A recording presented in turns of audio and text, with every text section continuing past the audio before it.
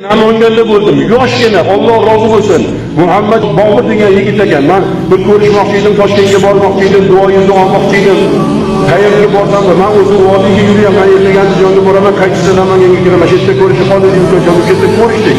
Shunaqa bir chiroyli bola. Bizga o'qishga ketayotgan ekan. Duo qiling deb berilyapti. Yolg'iz o'g'il ekan, bitta singlisi bor ekan. O'sha izohiyatki, bor aka, meni duo qiling. Bir Belarus insonni musulmon bo'lishiga sababchi bo'ldi. Shu inson meni sababimdan musulmon bo'ldi deyapti. Men uni da'vat qilganim yo'q, oyat aytganim yo'q, hadis aytganim yo'q. Undoq qilsa hamroh bo'lib musulmon bo'lishiga sabab bo'lding. Biz bilan u hamkor bo'lib ishlaydi. Biz bilan birga ish qiladi. Bordi kelgimiz bor. Ish yuzasidan meni hovlimga kelgan paytda men hovlida onamlarning oyoqlarini o'pib turayotganimni ko'rdi.